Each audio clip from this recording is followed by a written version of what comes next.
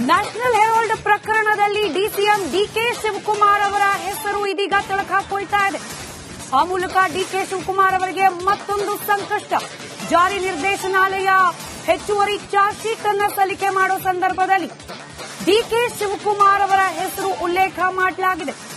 National Herald ಕೇಸ್ಗೆ ಆ ಮೂಲಕ big twist. ಉಪಮುಖ್ಯಮಂತ್ರಿ ಡಿಕೆ ಶಿವಕುಮಾರ್ ಅವರ ಹೆಸರು ಇಡಿ ಸಲ್ಲಿಸಿರುವ ಹೆಚ್ಚುವರಿ ಚಾರ್ಜ್ ಶೀಟ್ನಲ್ಲಿ ನಮೂದಾಗಿದೆ. ಕೇವಲ ಡಿಕೆ ಶಿವಕುಮಾರ್ ಮಾತ್ರವಲ್ಲ, ಅವರ ಸಹೋದರ ಡಿಕೆ ಸುರೇಶ್ ಅವರ ಹೆಸರು ಕೂಡ ಇದೀಗ ಉಲ್ಲೇಖ ಆಗಿದೆ. ಇಡಿ ಸಲ್ಲಿಸಿರುವ ಹೆಚ್ಚುವರಿ ಚಾರ್ಜ್ ಶೀಟ್ನಲ್ಲಿ ಡಿಕೆ ಶಿವಕುಮಾರ್ ಹಾಗೆ ಡಿಕೆ ಸುರೇಶ್ ಅವರ ಹೆಸರು ಉಲ್ಲೇಖ ಆಗಿದೆ.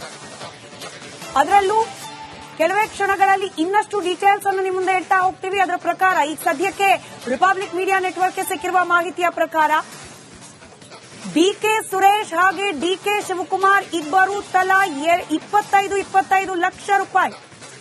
ಅದರ ಜೊತೆಗೆ ಡಿಕೆ ಶಿವಕುಮಾರ್ ಅವರ ನೇತೃತ್ವದಲ್ಲಿರುವ ನ್ಯಾಷನಲ್ ಎಜುಕೇಷನ್ ಟ್ರಸ್ಟ್ ಬರೋಬ್ಬರಿ 2 ಕೋಟಿ ರೂಪಾಯಿ ಹಣ ವಹಿವಾಟನ್ನ ಮಾಡಲಾಗಿದೆ ಅಂತ ಕೂಡ ಉಲ್ಲೇಖ ಮಾಡಲಾಗಿದೆ.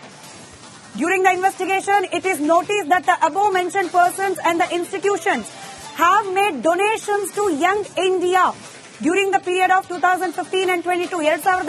2015ರಿಂದ 2022ರ ಒಳಗಿನ ಅವಧಿಯಲ್ಲಿ ಡಿಕೆ ಶಿವಕುಮಾರ್, ಡಿಕೆ ಸುರೇಶ್ ಅವರ ಒಡೆತನದ ಎಜುಕೇಷನ್ ಇನ್ಸ್ಟಿಟ್ಯೂಷನ್ ಇಲ್ಲಿಂದ ಯಂಗ್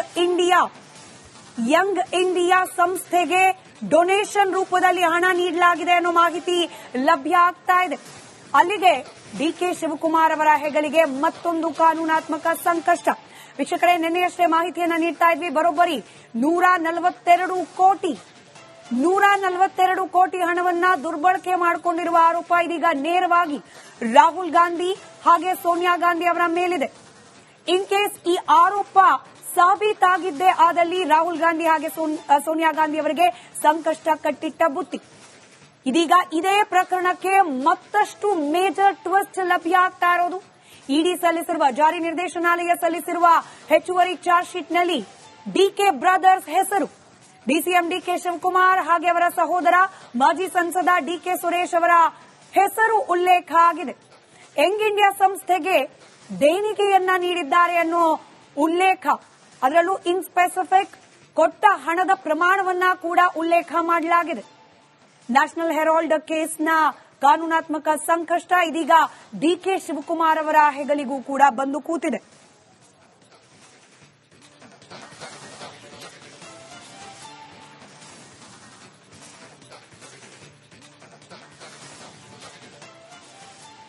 ಇಡಿ ಸಲ್ಲಿಕೆ ಮಾಡಿರುವ ಚಾರ್ಜ್ ಶೀಟ್ನ ಪ್ರತಿ ರಿಪಬ್ಲಿಕ್ ಮೀಡಿಯಾ ನೆಟ್ವರ್ಕ್ಗೆ ಲಭ್ಯವಾಗಿದೆ.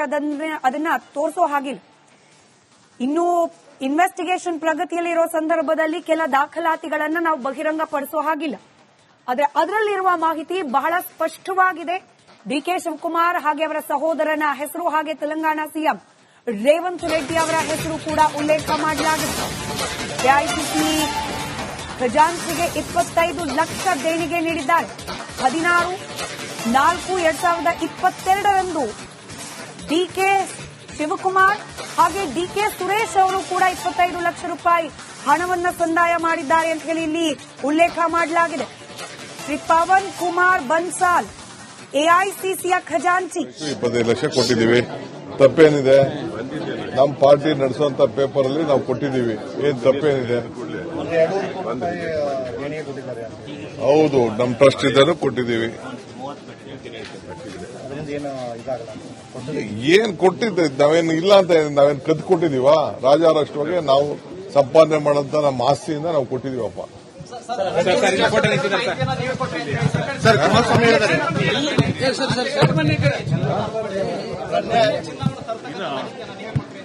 ಕುಮಾರಸ್ವಾಮಿಗೆ ಪಾಪ ಏನೋ ಮೆಂಟಲ್ ಹೆಚ್ಚು ಕಮ್ಮಿ ಇರಬೇಕು, ಹೆಲ್ತ್ ಮೆಂಟಲ್ ಅಂತ. ಸುಳ್ಳುಗೆ ಮತ್ತೊಬ್ಬ ಹೆಸರು ಕುಮಾರಸ್ವಾಮಿ.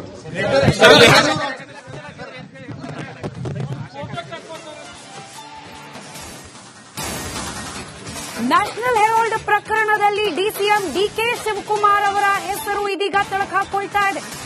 ಆ ಮೂಲಕ ಡಿಕೆ ಶಿವಕುಮಾರ್ ಅವರಿಗೆ ಮತ್ತೊಂದು ಸಂಕಷ್ಟ. ಜಾರಿ ನಿರ್ದೇಶನಾಲಯ ಹೆಚ್ಚುವರಿ ಚಾರ್ಜ್ ಶೀಟ್ ಅನ್ನು ಸಲ್ಲಿಕೆ ಮಾಡೋ ಸಂದರ್ಭದಲ್ಲಿ ಡಿಕೆ ಶಿವಕುಮಾರ್ ಅವರ ಹೆಸರು ಉಲ್ಲೇಖ ಮಾಡಲಾಗಿದೆ. ನ್ಯಾಷನಲ್ ಹೆರಾಲ್ಡ್ ಕೇಸ್ಗೆ ಆ ಮೂಲಕ ಬಿಗ್ ಟ್ವಿಸ್ಟ್. ಉಪಮುಖ್ಯಮಂತ್ರಿ ಡಿಕೆ ಶಿವಕುಮಾರ್ ಅವರ ಹೆಸರು ಇಡಿ ಸಲ್ಲಿಸಿರುವ ಹೆಚ್ಚುವರಿ ಚಾರ್ಜ್ ಶೀಟ್ನಲ್ಲಿ ನಮೂದಾಗಿದೆ. ಕೇವಲ ಡಿಕೆ ಶಿವಕುಮಾರ್ ಮಾತ್ರವಲ್ಲ, ಅವರ ಸಹೋದರ ಡಿಕೆ ಸುರೇಶ್ ಅವರ ಹೆಸರು ಕೂಡ ಇದೀಗ ಉಲ್ಲೇಖ ಆಗಿದೆ. ಇಡಿ ಸಲ್ಲಿಸಿರುವ ಹೆಚ್ಚುವರಿ ಚಾರ್ಜ್ ಶೀಟ್ನಲ್ಲಿ ಡಿಕೆ ಶಿವಕುಮಾರ್ ಹಾಗೆ ಡಿಕೆ ಸುರೇಶ್ ಅವರ ಹೆಸರು ಉಲ್ಲೇಖ ಆಗಿದೆ.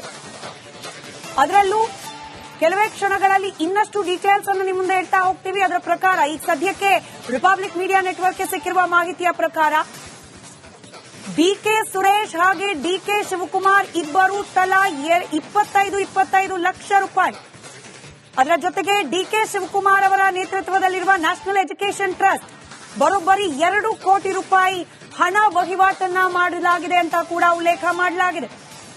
During the investigation, it is noticed that the above mentioned persons and the institutions have made donations to Young India during the period of 2015 and 22. 2015ರಿಂದ 2022ರ ಒಳಗಿನ ಅವಧಿಯಲ್ಲಿ ಡಿಕೆ ಶಿವಕುಮಾರ್, ಡಿಕೆ ಸುರೇಶ್ ಅವರ ಒಡೆತನದ ಎಜುಕೇಷನ್ ಇನ್ಸ್ಟಿಟ್ಯೂಷನ್ ಇಲ್ಲಿಂದ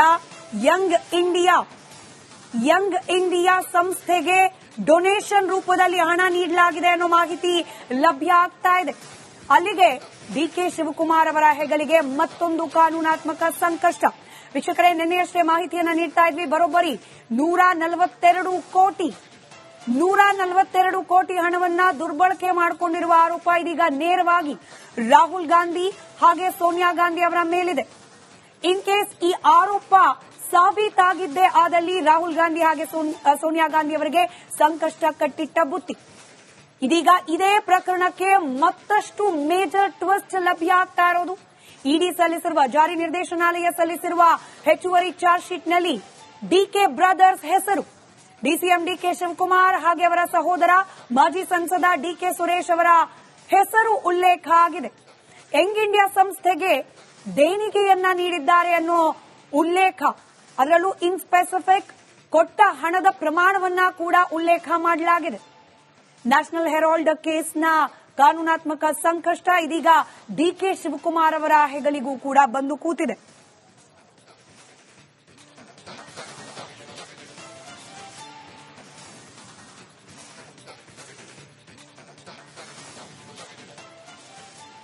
ಇಡಿ ಸಲ್ಲಿಕೆ ಮಾಡಿರುವ ಚಾರ್ಜ್ ಶೀಟ್ನ ಪ್ರತಿ ರಿಪಬ್ಲಿಕ್ ಮೀಡಿಯಾ ನೆಟ್ವರ್ಕ್ಗೆ ಲಭ್ಯವಾಗಿದೆ. ಅದನ್ನ ತೋರಿಸೋ ಹಾಗಿಲ್ಲ. ಇನ್ನು ಇನ್ವೆಸ್ಟಿಗೇಷನ್ ಪ್ರಗತಿಯಲ್ಲಿರೋ ಸಂದರ್ಭದಲ್ಲಿ ಕೆಲ ದಾಖಲಾತಿಗಳನ್ನು ನಾವು ಬಹಿರಂಗಪಡಿಸೋ ಹಾಗಿಲ್ಲ. ಆದರೆ ಅದರಲ್ಲಿರುವ ಮಾಹಿತಿ ಬಹಳ ಸ್ಪಷ್ಟವಾಗಿದೆ. ಡಿಕೆ ಶಿವಕುಮಾರ್ ಹಾಗೆ ಅವರ ಸಹೋದರನ ಹೆಸರು ಹಾಗೆ ತೆಲಂಗಾಣ ಸಿಎಂ ರೇವಂತ್ ರೆಡ್ಡಿ ಅವರ ಹೆಸರು ಕೂಡ ಉಲ್ಲೇಖ ಮಾಡಲಾಗಿದೆ. ಎಐಸಿಸಿ ಖಜಾಂಚಿಗೆ 25 ಲಕ್ಷ ದೇಣಿಗೆ ನೀಡಿದ್ದಾರೆ. 16/4/2022ರಂದು ಡಿಕೆ ಶಿವಕುಮಾರ್ ಹಾಗೆ ಡಿಕೆ ಸುರೇಶ್ ಅವರು ಕೂಡ 25 ಲಕ್ಷ ರೂಪಾಯಿ ಹಣವನ್ನು ಸಂದಾಯ ಮಾಡಿದ್ದಾರೆ ಅಂತ ಹೇಳಿ ಇಲ್ಲಿ ಉಲ್ಲೇಖ ಮಾಡಲಾಗಿದೆ.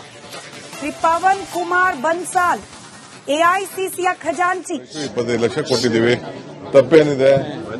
ನಮ್ಮ ಪಾರ್ಟಿ ನಡೆಸುವಂತ ಪೇಪರ್ ಅಲ್ಲಿ ನಾವು ಕೊಟ್ಟಿದ್ದೀವಿ. ಏನ್ ತಪ್ಪೇನಿದೆ? ಹೌದು, ನಮ್ಮ ಟ್ರಸ್ಟ್ ಇದ್ದರೂ ಕೊಟ್ಟಿದ್ದೀವಿ. ಏನ್ ಕೊಟ್ಟಿದ್ದೆ? ನಾವೇನು ಇಲ್ಲ ಅಂತ ನಾವೇನು ಕದ್ದು ಕೊಟ್ಟಿದೀವಾ? ರಾಜಾರಾಷ್ಟ್ರವಾಗಿ ನಾವು ಸಂಪಾದನೆ ಮಾಡಂತ ನಮ್ಮ ಆಸ್ತಿಯಿಂದ ನಾವು ಕೊಟ್ಟಿದೀವಪ್ಪ.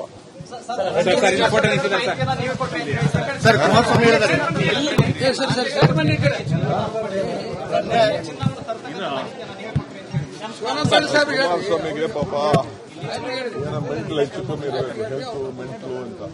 ಸುಳ್ಳುಗೆ ಮತ್ತೊಬ್ಬ ಹೆಸರು ಕುಮಾರಸ್ವಾಮಿ.